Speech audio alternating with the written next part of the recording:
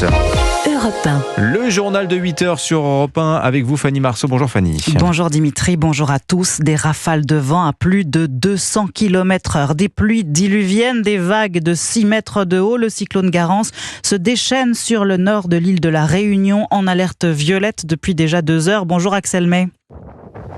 Bonjour Fanny, bonjour à toutes et à tous. Vous êtes, on l'entend, dans l'ouest de l'île, confiné comme tout le monde. C'est ce que prévoit cette vigilance violette, Axel, ce matin. Oui, eh bien, alerte violette depuis 6h du matin, heure de Paris, à 9h ici, c'est-à-dire que même les secours ne peuvent plus sortir. Confinement général de la population.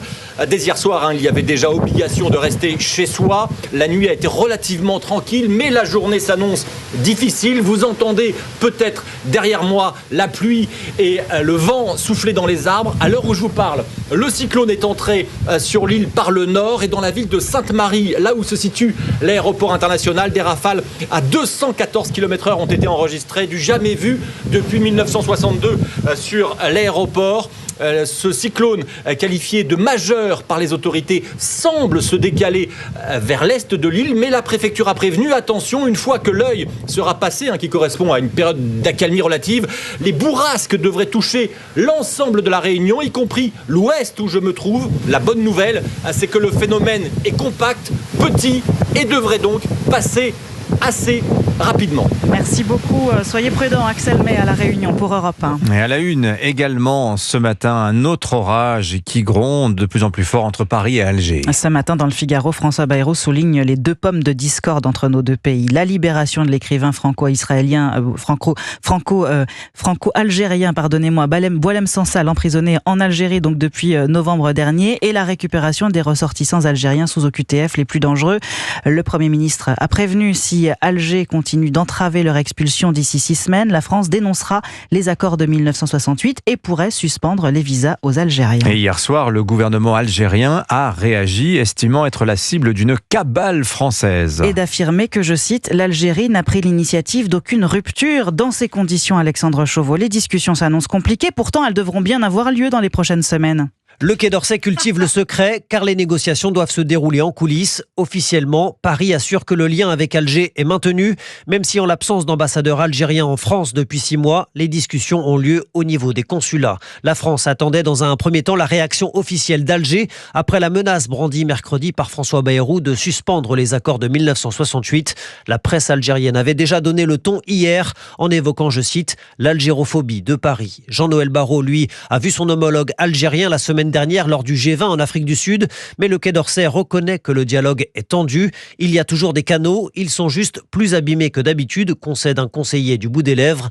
Place Beauvau, les leviers sont en revanche plus restreints. Le ministère de l'Intérieur souhaite continuer à éloigner les ressortissants algériens qui doivent l'être et jugera sur pièce l'attitude de l'Algérie dans les prochaines semaines. Alexandre Chauveau du service politique d'Europe 1. Et dans le Figaro, ce matin, le Premier ministre François Bayrou revient également sur la réforme des retraites. Oui, alors que le syndicat Force ouvrière a quitté le conclave dès son premier jour hier, le Premier ministre affirme que si les discussions venaient à être bloquées, on en resterait au système antérieur défini en 2023. Il n'exclut pas de recourir par ailleurs à un référendum. Dans le Tarn à présent, le chantier de l'autoroute A69 est à l'arrêt ce matin. Pas d'ouvriers qui fourmillent, pas de balai d'engins. Après des mois de bras de fer, le tribunal administratif de Toulouse a donné raison hier aux écologistes et ordonné l'annulation du projet d'autoroute entre Castres et Toulouse.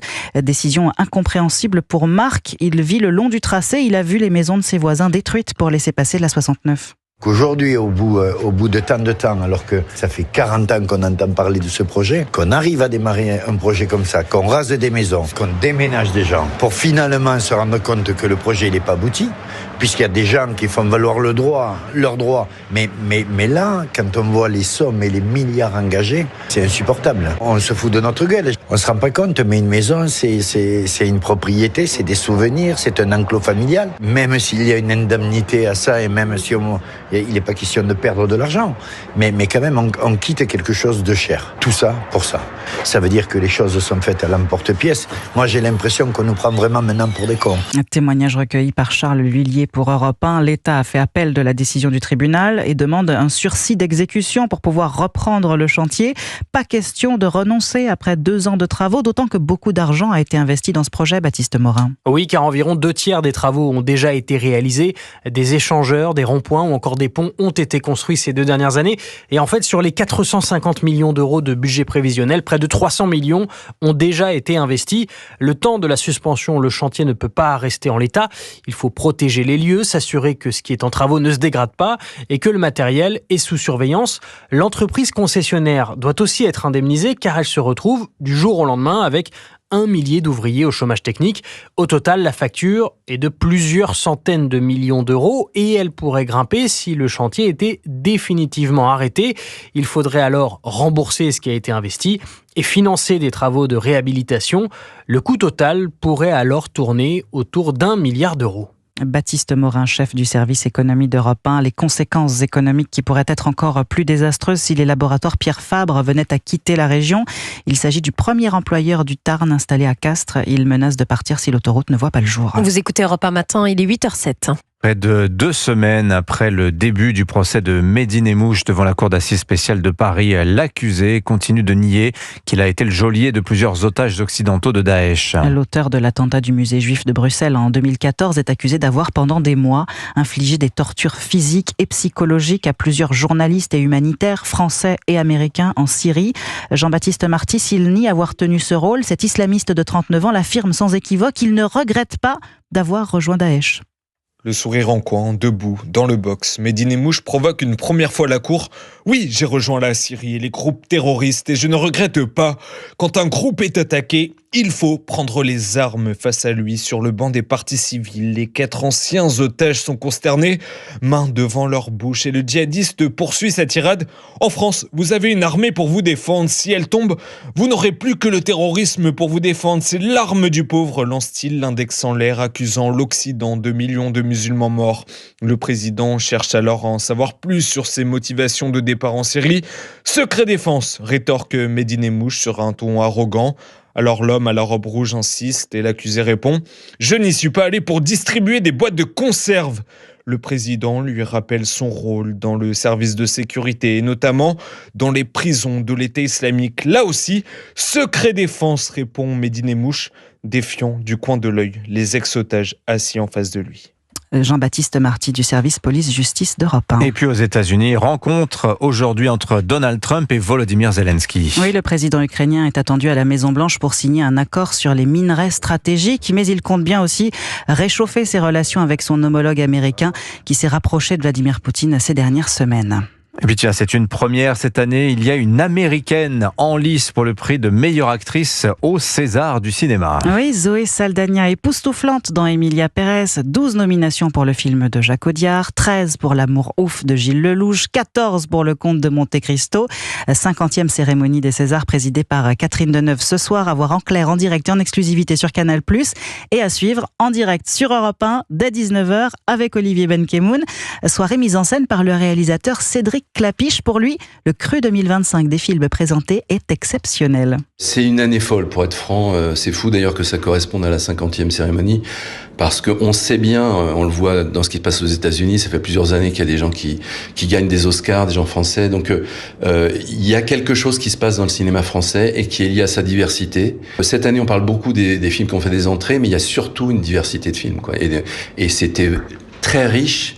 L'histoire de Souleymane, Miséricorde, Artus, Monte Cristo, L'amour ouf. C'est tellement des univers super différents. Tout ça, ça change beaucoup le paysage cinématographique et c'est très riche à un moment, à mon avis, où le cinéma américain n'est pas en bonne forme. Donc je pense qu'on a plus de dynamisme dans l'état du cinéma français aujourd'hui. Et après, on essaye de le préserver parce que, justement, il y a des choses politiques, financières qu'il faut arriver à préserver pour que ça puisse continuer. Cédric Clapiche qui met en scène cette 50e cérémonie des Césars ce soir en direct sur Europe 1 dès 19h avec Olivier Benkemoun et bien sûr sur Canal+, puisque c'est en exclusivité et en images sur Canal. Voilà, et le défilé des vedettes des Césars, il a commencé dès très tôt ce matin sur Europe 1. Cécile de France, la comédienne était notre invitée, elle sera maîtresse de cérémonie ce soir. Son interview est à réécouter réécouter dans votre appli Europe 1 sur europe1.fr. Merci beaucoup Fanny Marceau. C'était votre journal. À partir de 8h30, n'oubliez pas aussi vos signatures Europe 1. Ce matin, Charlotte Dornelas et Catherine Ney. Catherine Ney qui reviendra sur les difficiles relations entre la France et l'Algérie. Ça ne date pas d'hier, nous dira Catherine. À suivre sur Europe 1, la grande interview Europe 1 CNews, l'invité politique dans un instant, le député Rassemblement National de la Somme, Jean-Philippe Tanguy.